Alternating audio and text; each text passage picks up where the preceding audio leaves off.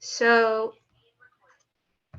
good morning, good afternoon, or good evening, depending on your time zone. My name is Rita Franco-Santos. I am a postdoctoral researcher in kelp forests and blue carbon at the Commonwealth Scientific and Industrial Research Organization in Australia. And I'm also one of the current Railing Cole editorial fellows with the journal Eleanor, Limnology and Oceanography Letters from the ASLO Society for American Association for the Sciences of Limnology and Oceanography. And today I wanted to present you guys about an opportunity for early career researchers that the Railing Cole Editorial Fellows have launched with Eleanor Letters. And I will share my screen for a little presentation.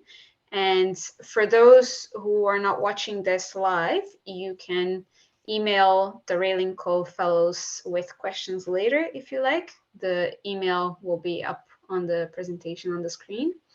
And for the ones who are present now, if you wouldn't mind just letting me go through the presentation, and at the end we can have a bit of a question and answer session.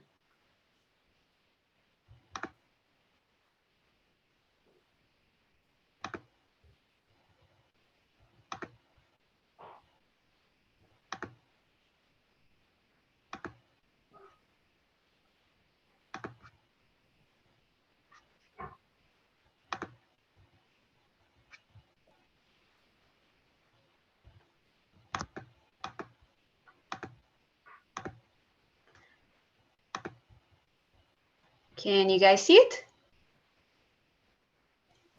Yes. Excellent. So, like I said, today I'm going to talk about the Eleanor Letters Early Career Publication Honor. So this is an opportunity for early career researchers to publish in limnology and oceanography letters. And it's organized by the Railing Cole Editorial Fellows. And here on the screen, you have our email account and also our Twitter account. And below you have my personal details, my Twitter account if you would like to contact me for any questions. So a brief introduction to Eleanor Letters. This journal, it publishes short format, innovative and cutting edge research in aquatic sciences. It is an open access journal. So that means that when you submit a manuscript and it is accepted for publication, as soon as it is published, it is openly accessible to everyone, everywhere in the world. The current impact factor is 7.875.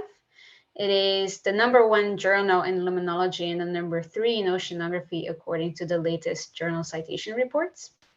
And it usually publishes 4 article types, of which 3 are included in the publication honor, and I'll talk about that in a minute. And these article types are letters, which is original research, a maximum of 3,000 words. There's also essay, which are pieces that are supposed to stimulate discussion, debate, or research about a certain topic. And that's usually a maximum of 2,500 words.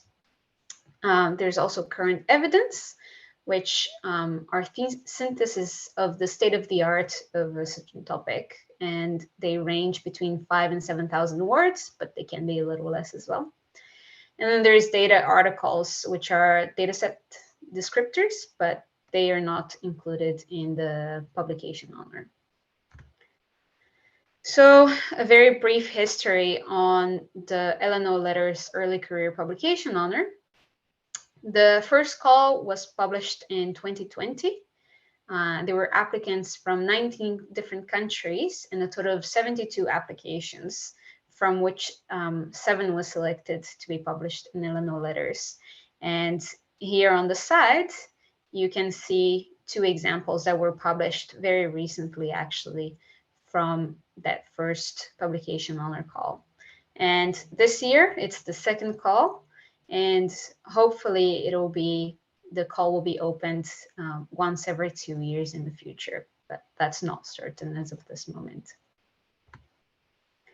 So what I will do with you guys is I will go through the call, which is on the ASLO website, and I'll point out important parts and give a bit more information about them.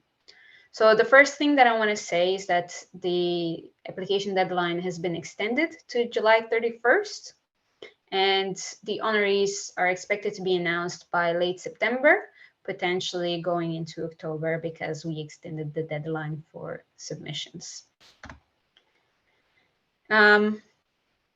Like I said before, this session is being recorded and it will be available on ASLO's YouTube channel soon after. So if you want, you can tell your friends and colleagues about it so they can watch it if they weren't here.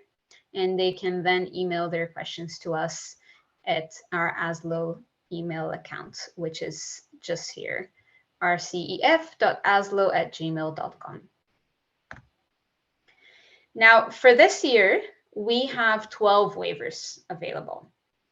And it's an increase from the previous call. We had 7 in 2020, and this year we have 12 waivers available.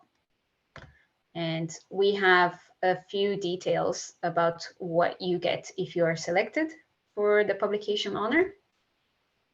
So the first thing is, if you are selected for the publication honor, then you get a waiver of the article processing charges of an open access article publication with Eleanor letters.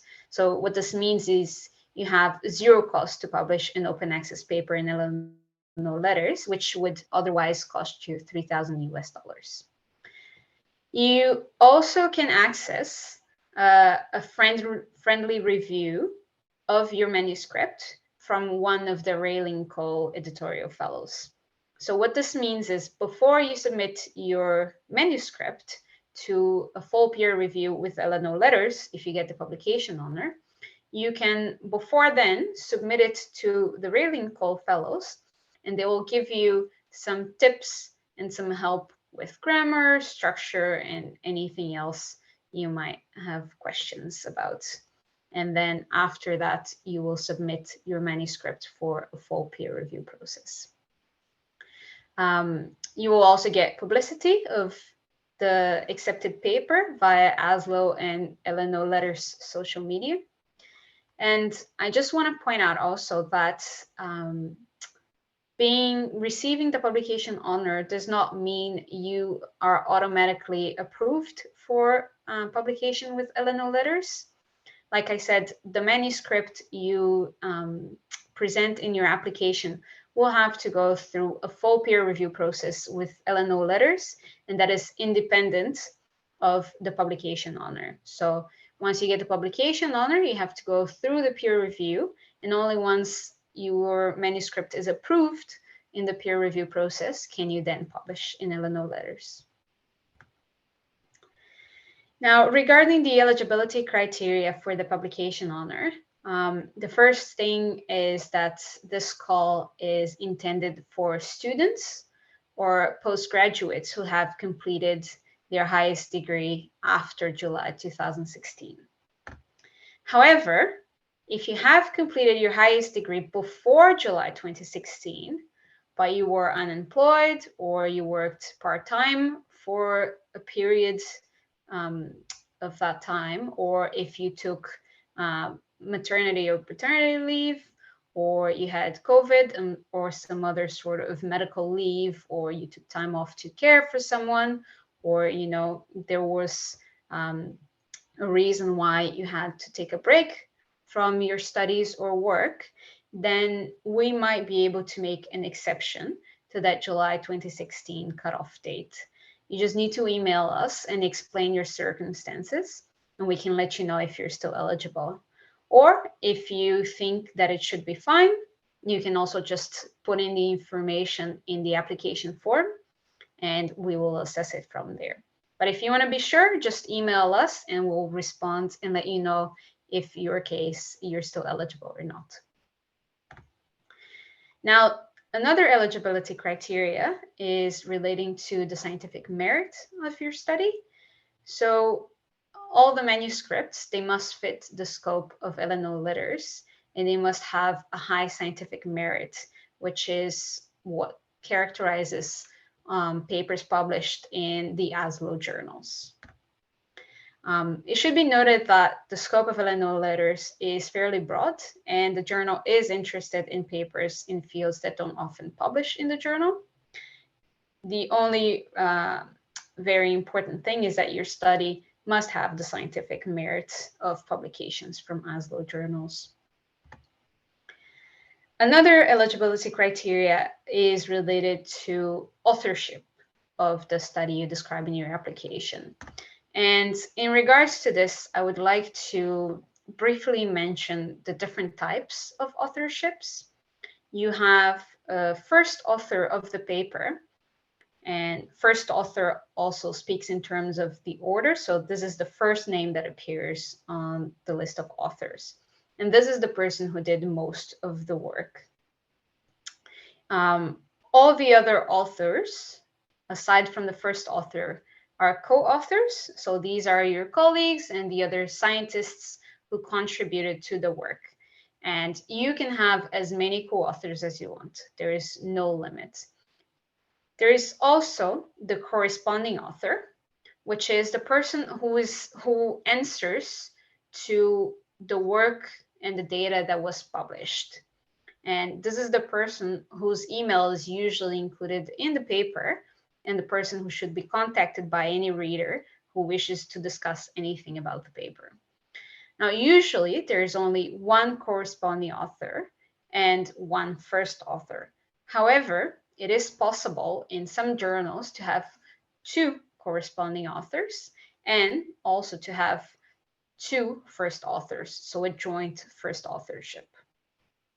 So the first eligibility criteria, which is related to authorship, is that the person who is applying for the publication honor must be the lead author of the proposed manuscript. They must be a first author.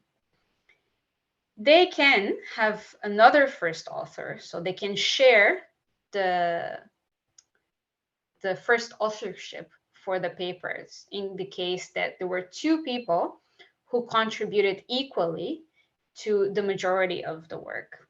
However, that second person also needs to be an early career researcher. If the second first author is not an early career researcher, you are not eligible to apply. I anticipate that most of the cases will only be one first author. So if you are a little confused about this, again, you can email us your questions and we'll answer them. So if you end up having a joint first authorship, so another early career researcher who shares first authorship with you, you will need to include their details in your application form. They do not submit a form of their own. You just include their information in your application. And the final application score will include an average of your scores. And this is relating to the institutions where you work. And I'll talk about this a little bit later. So like I said, the first author is the person who did most of the work. First authorship can be shared between two people who jointly did most of the work. And both first authors, any first author in the publication honor call needs to be an early career researcher. So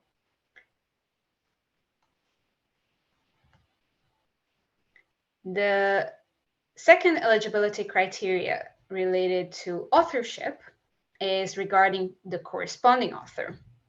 And this is the person, again, whose email will be in the paper that can be contacted about anything related to the study. Now, the applicant themselves have to be a corresponding author. And this is to ensure that the early career researcher is responsible for the correspondence with the journal during the peer review process. So you gain experience in that process.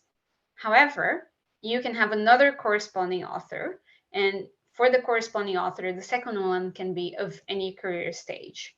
And this is because supervisors will usually want to be featured as corresponding authors, as the study was conducted in their lab and sometimes their students leave science, but they would like to remain as the contact for anyone who wishes to talk about that study. So like I said, you can have a second corresponding author, and there is no restriction on career stage for your second corresponding author.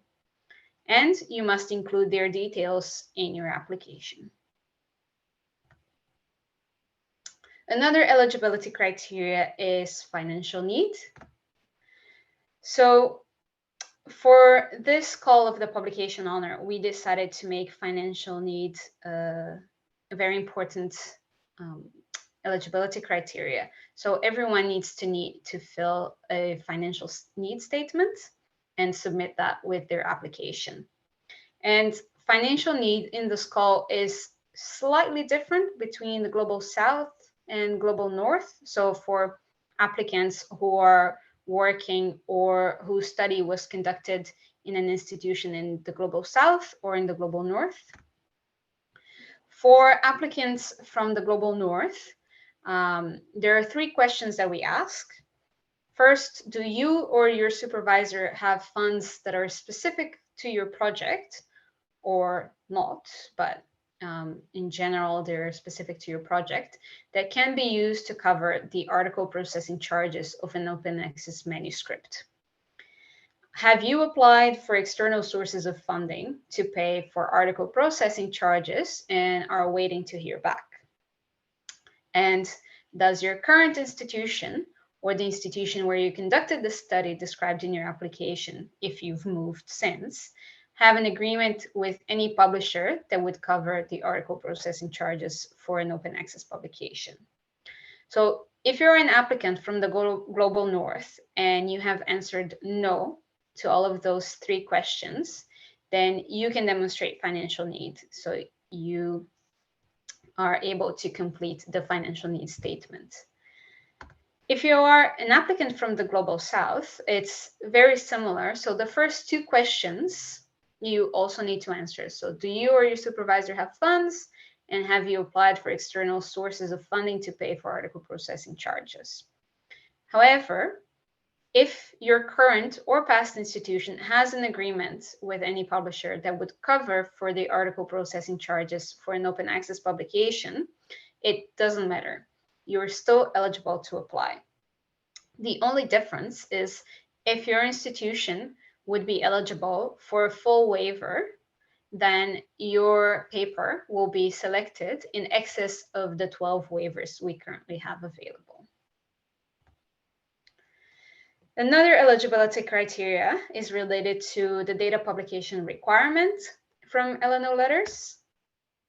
And basically, it just means that you must be able to meet the Eleanor letters data publication requirements. Otherwise, your manuscript, even if selected for the publication honor, will not pass the journal's peer review. And this is a bit more complex, and I have here these 2 links for you, and you can just go and have a look. And one of them is a paper published by Jim Cloran, who's the editor-in-chief of Eleanor Letters, and he lays out a step-by-step guide on how to meet the data publication requirement. Again, if you have any specific questions, email us and we'll try our best to answer them. Now, the last eligibility criterion is demonstrated progress towards manuscript preparation. So when you submit your application, you do not need to have a fully prepared manuscript, okay? You just need to describe to us what your manuscript is about and also what is your plan for your activities. So are you going to write it still? Have you already written parts? Are you still going to do any practical work that will go into the study? You just need to let us know and show to us that you are able to be finished with the writing within the next 10 months so that you can submit the manuscript to Eleanor Letters by the 1st of June 2023. And it should be noted that any friendly review that you would like to get from us, the Railing Call Fellows, should happen before the 1st of June. of 2023. Now, we have two additional criteria. The first one is related to the geographic location of your institution.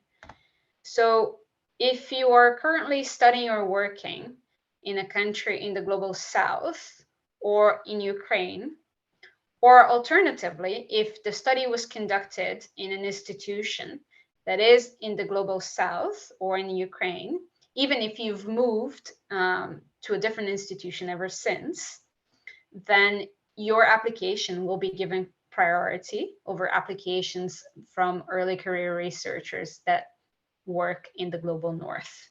And please note that the image may not be 100% accurate.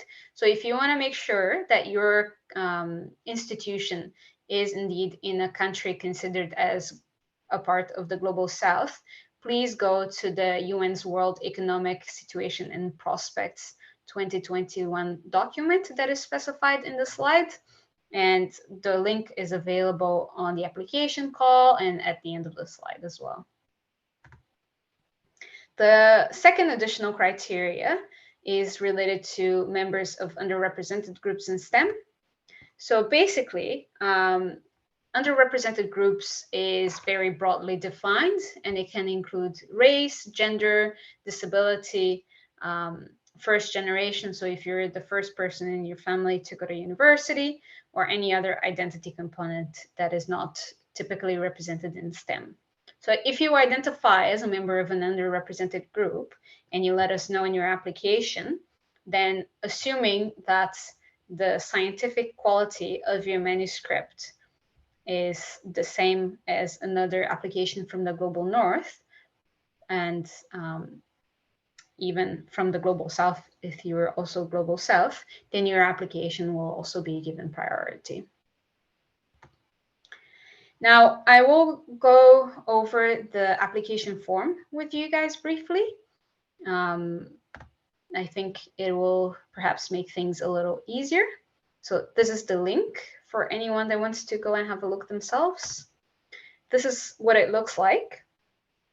I should remind everyone that before you start the application, there is a session with relevant information for completing your application. So it has a bunch of links on, for example, how to write a scientific significance statement or how to meet the data publishing requirement of Eleanor letters. So if you need any information, just make sure that you go to that section in the application form, and you should have a link there for whatever it is that you need. So I'll go through the main sections of the application. And the first one is detail on the applicant or applicants. So first we have the primary applicant detail. So that would be you. And you will have to answer a few questions like what is your degree, when did you get your highest degree, what is your institution, and so on. And if you have a second early career researcher with whom you are sharing first authorship, then please make sure you're going to complete the same section for the secondary applicant details. That is your second early career researcher with whom you are a joint first author. So it will just appear as secondary applicant details. We will also ask you if you have a second corresponding author. This is the one, again, reminding everyone that has no restriction on career stage. It can be your supervisor. And if you do have a second corresponding author, we also ask that you provide some information on that person. And last, we're going to ask what format article do you anticipate submitting, whether it's letters, essay, or current evidence. And on this link, you can have a look at a better description of the 3 different types of format articles. Now, we then move on to the short answer questions. And it's 3 or 4 questions that you have to answer that are a bit longer. So the first one asks for a scientific significance statement, and this is something that all submissions to Eleanor letters have to include. And on this link, you can find more information on how to write that scientific significance statement, and even has an example.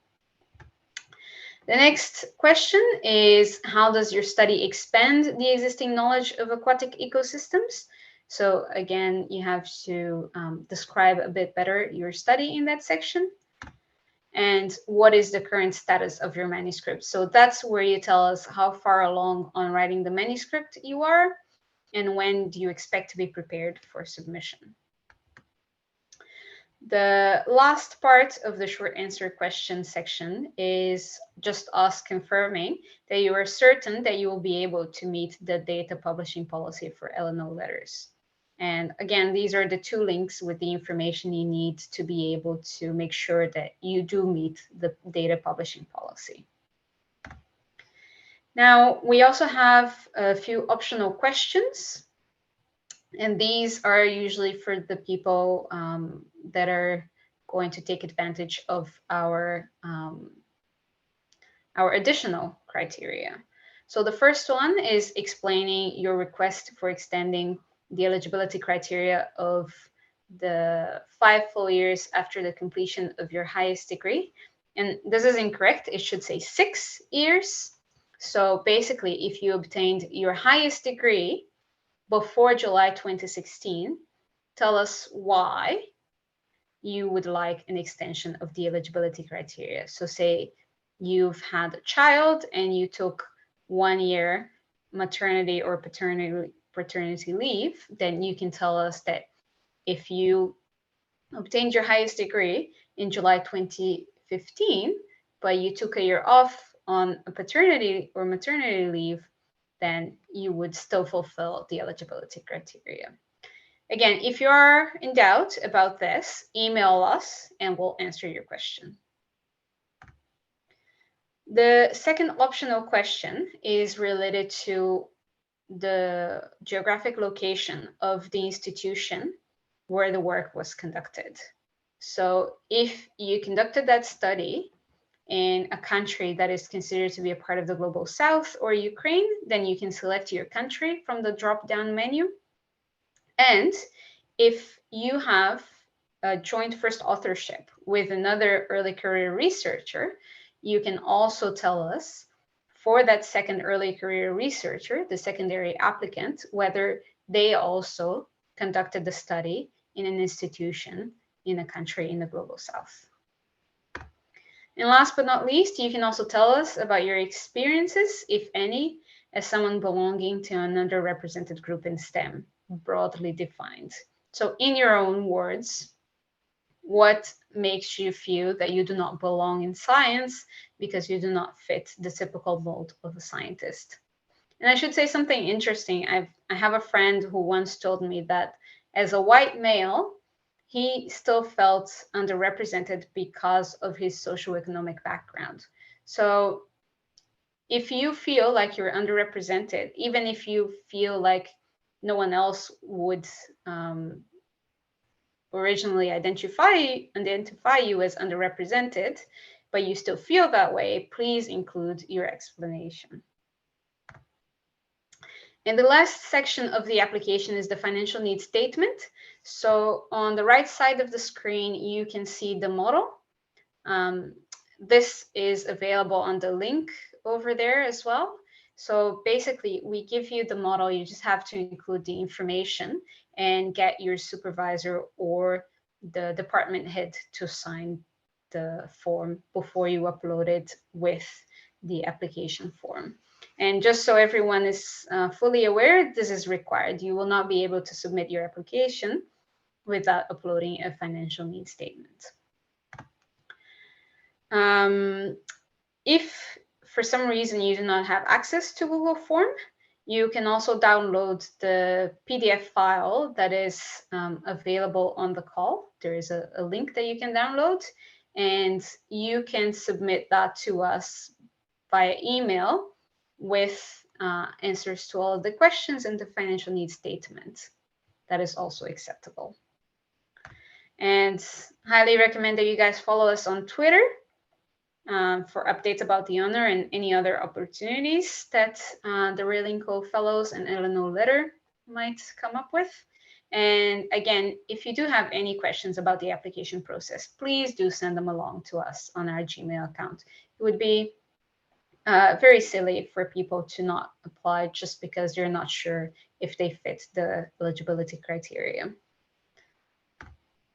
I have at the end of the presentation a few useful websites and links for whoever wants to check, and they include the call that is housed in the ASLO website for the Early Career Publication Honor.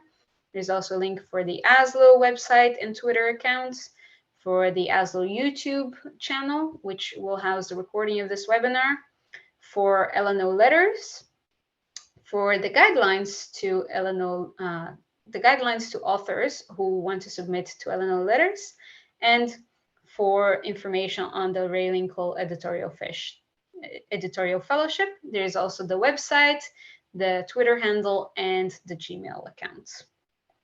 And I have also information about 3 other opportunities, not 2, but 3. For those of you watching who are in the American continent and for some reason are also going to the Latin American Conference of Ocean Sciences that is happening in Panama this September, I will be hosting a workshop on peer review for early career researchers during that conference. So this is the link for the conference website, and you can go and have a look if you're going and you feel like this workshop would be something interesting for you. Please feel free to register. I'd also like to let people know that there will be a new call to select the next 2 Railing Co editorial fellows coming out soon. And you should keep an eye on the media, especially on Twitter. And on this link, you will find a recently published article on the Eleanor Bulletin that talks about the upcoming call. And last but not least, if you would be interested in joining the database of peer reviewers for ASLO journals, then please access this link, this Google Docs link, and register for that. And that is it for my presentation. I'm going to open up now for those who are here if they want to ask any questions.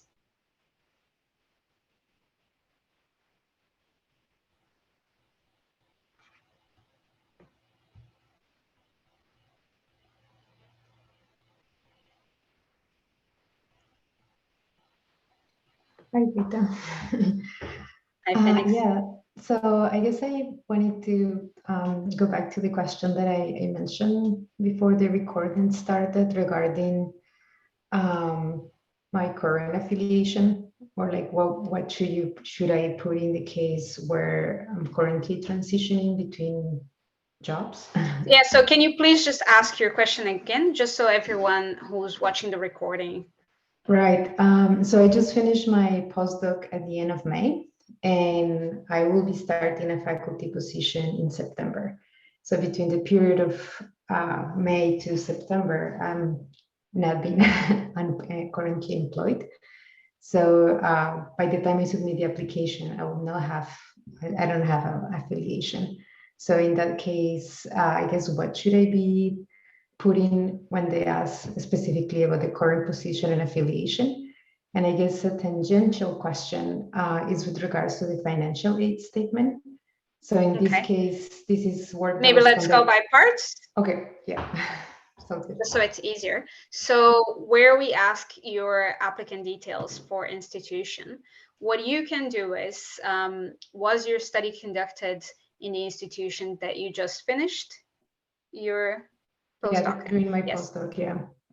So what you can do is you can include 2 sets of information. First is about the institution where your work was conducted, so your previous institution. And then the other one is for the institution where you'll be starting soon.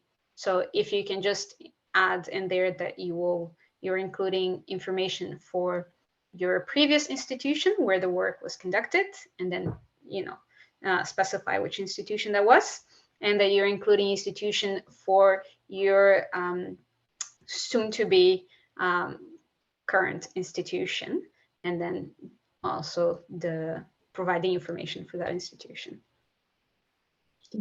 I hope that will not be too confusing for whoever is reading the application. That's all right. I guess the other question I had related to that is, I guess, it's still, I mean, it still be okay if it's my postdoc supervisor, the person that completes the financial aid statement, right? Because that's Yes. when the project took place. Yeah, that is also fine if it is your supervisor who signs your financial need statement. It should be the person from the institution where the work was conducted. I'll just like to make that very clear for everyone. And I will let Ho ask any questions if she has any.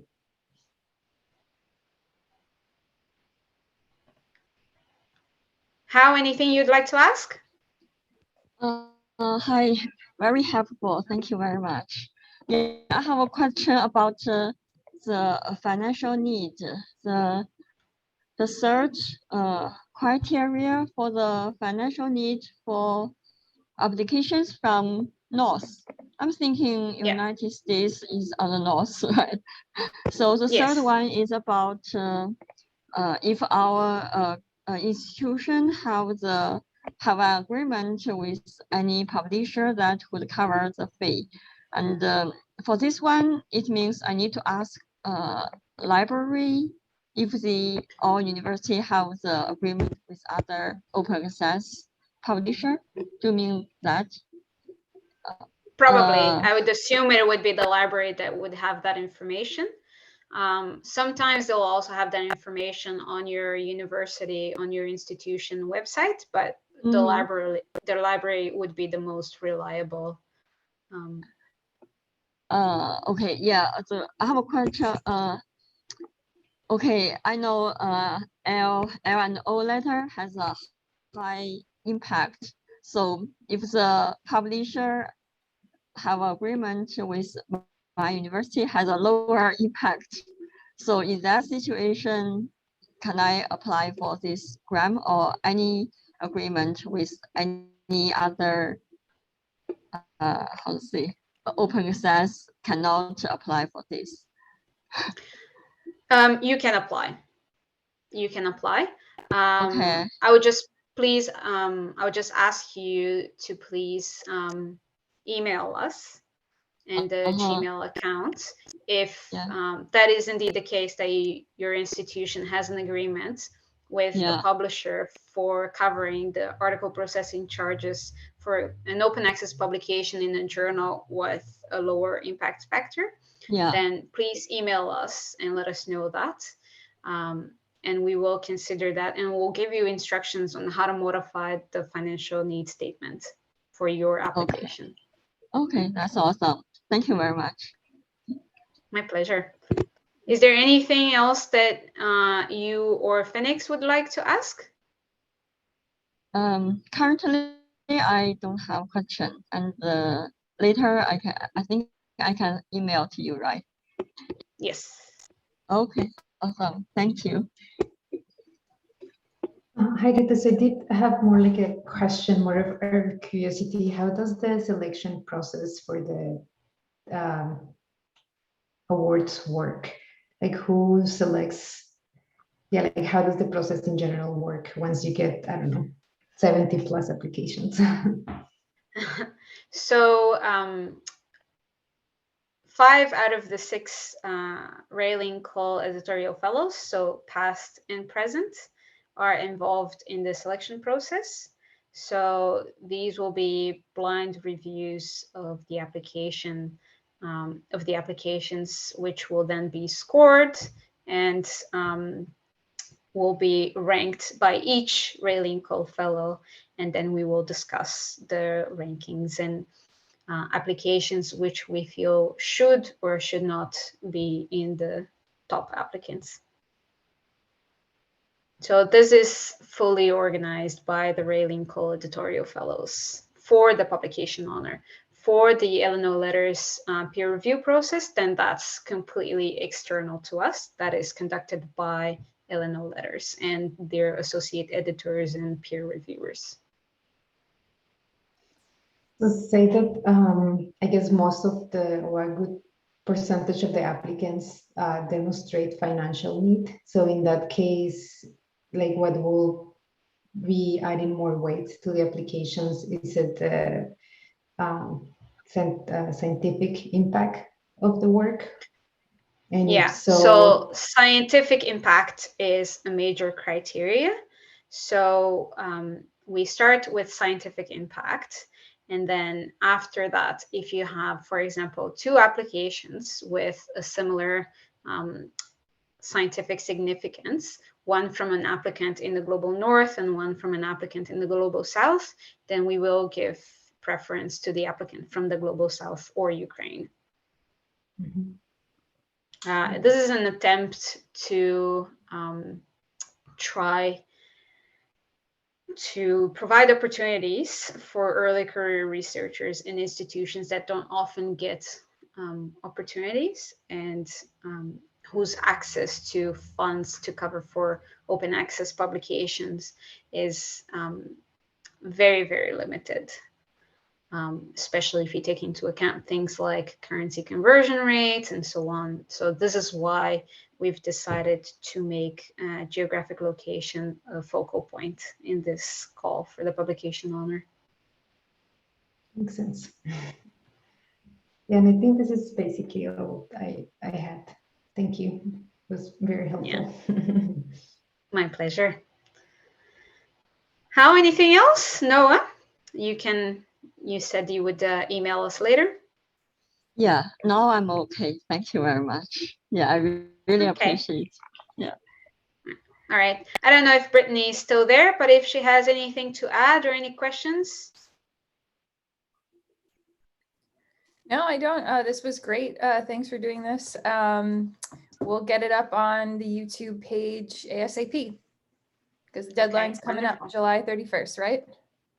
Exactly. So July 31st is the deadline. Any questions you have, email us. I'm usually pretty fast at replying. I should mention that I am in Australia, so there's a big time difference. If I haven't replied yet, it's probably because I am sleeping. I will do my best to reply as soon as possible, especially given that the deadline is coming up.